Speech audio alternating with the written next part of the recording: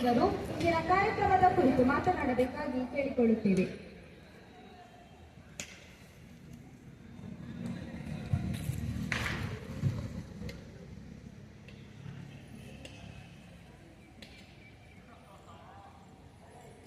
ವೇದಿಕೆ ಮೇಲೆ ಆಸೀನರಾಗಿರುವಂತಹ ಆದರಣೀಯ ಗಣ್ಯರೇ ಹಾಗೂ ಅಖಿಲ ಭಾರತೀಯ ವಿದ್ಯಾರ್ಥಿ ಪರಿಷತ್ ಕುಶಾಲನಗರ ತಾಲೂಕು ಹಾಗೂ ಕೊಡಗು ಜಿಲ್ಲೆ ಇಲ್ಲಿನ ಎಲ್ಲ ಸದಸ್ಯರೇ ಹಾಗೂ ಇಲ್ಲಿ ನೆರೆದಿರತಕ್ಕಂತಹ ಎಲ್ಲ ನನ್ನ ನೆಚ್ಚಿನ ಸಹೋದರರೇ, ತಮಗೆಲ್ಲರಿಗೂ ನನ್ನ ನಮಸ್ಕಾರಗಳು.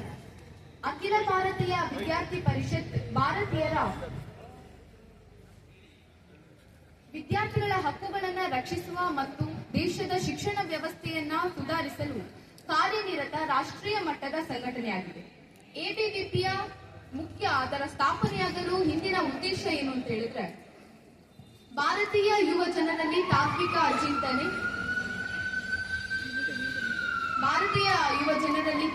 ಚಿಂತನೆ, ದೇಶಭಕ್ತಿ, ಸಂಸ್ಕೃತಿ ಹಾಗೂ ಸಂಘಟನೆಗಳಿಂದ ಪ್ರೇರಣೆಯನ್ನ ನೀಡುವುದಕ್ಕೆ ಆಗಿರುತ್ತದೆ.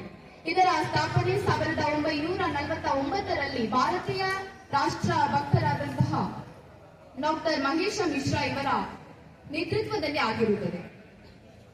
ವಿದ್ಯಾರ್ಥಿ ಪರಿಷತ್ನ ಮುಂದೆ ಯಾವುದೇ ಜಾತಿ ಇಲ್ಲ, ವಿದ್ಯಾರ್ಥಿ ಪರಿಷತ್ನ ಮುಂದೆ ಯಾವುದೇ ಮತ ಇಲ್ಲ, ವಿದ್ಯಾರ್ಥಿ ಪರಿಷತ್ನ ಕಣ್ಣ ಮುಂದೆ ಯಾವುದೇ ರೀತಿಯಾದಂತಹ ರಾಷ್ಟ್ರೀಯ ಪಕ್ಷವಿಲ್ಲ.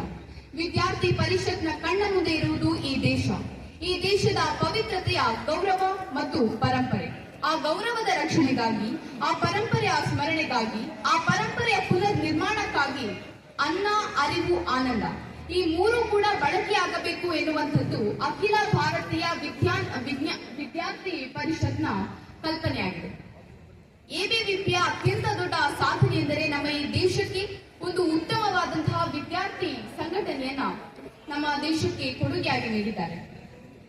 ಕಾಲೇಜುಗಳಲ್ಲಿ ವಿದ್ಯಾರ್ಥಿಗಳಲ್ಲಿ ಅಡಗಿರುವಂತಹ ವೈವಿಧ್ಯಮಯ ಪ್ರತಿಭೆಗಳನ್ನ ಪ್ರದರ್ಶಿಸಲು ಅವಕಾಶ ಮಾಡಿಕೊಡುವುದಲ್ಲ ಅಷ್ಟೇ ಅಲ್ಲದೆ, ಈ ಎಬಿವಿಪಿ ತನ್ನದೇ ಆದಂತಹ ಒಂದು ಘಟಕಗಳು ಹಾಗೂ ಇನ್ನಿತರ ಕಾರ್ಯಕ್ರಮಗಳನ್ನ ಹಮ್ಮಿಕೊಳ್ಳಲಾಗಿದೆ. ಎಬಿವಿಪಿ ಒಬ್ಬ ಸಾಮಾನ್ಯ ವಿದ್ಯಾರ್ಥಿಯನ್ನ ಬೌದ್ಧಿಕ ಹಾಗೂ ಸಾಮಾಜಿಕ, ದೇಶಭಕ್ತ ಹಾಗೂ ಶಿಸ್ತಿನ ಪಥದಲ್ಲಿ ಸಾಗುವಂತಹ ಒಬ್ಬ ಒಳ್ಳೆಯ ವ್ಯಕ್ತಿಯನ್ನಾಗಿ ಸಾಗೋಣ ಎನ್ನುವಂತಹ ಸಂಕಲ್ಪವನ್ನಿಟ್ಟುಕೊಂಡಿದೆ. ಸ್ವಾಮಿ ವಿವೇಕಾನಂದರು ಭಾರತವನ್ನ ವಿಶ್ವಗುರು ಮಾಡಬೇಕು ಎನ್ನುವಂತಹ ಕನಸನ್ನ ಕಂಡರು. ಸ್ವಾಮಿ ವಿವೇಕಾನಂದರ ತತ್ವಗಳನ್ನ, ಸ್ವಾಮಿ ವಿವೇಕಾನಂದರ ಆದರ್ಶಗಳನ್ನ ಯುವಕರು ಮಾತ್ರವಲ್ಲದೆ ಪ್ರತಿಯೊಬ್ಬ ಪ್ರಜ್ಞಾವಂತ ನಾಗರಿಕರಿಗೆ ಪ್ರೇರಣೆ ಆಗಬೇಕು. ಹಾಗೆಯೇ ಇವತ್ತು ಅಖಿಲ ಭಾರತೀಯ ವಿದ್ಯಾರ್ಥಿ ಪರಿಷತ್ ಕುಶಾಲನಗರ ತಾಲೂಕು ಕೊಡಗು ಜಿಲ್ಲೆ ಬಲಿದಾನ ಟ್ರೋಫಿ ಎನ್ನುವಂತಹ ಕಾರ್ಯಕ್ರಮವನ್ನ ಹಮ್ಮಿಕೊಂಡಿದ್ದೀರಾ. ಅದರ ಬಗ್ಗೆ, ಬಲಿದಾನದ ಬಗ್ಗೆ ಒಂದಷ್ಟು ಮಾಹಿತಿಗಳನ್ನ ತಮ್ಮ ಮುಂದೆ ಹಂಚಿಕೊಳ್ತಾ ಇದ್ದೇನೆ. ಸ್ನೇಹಿತರೆ,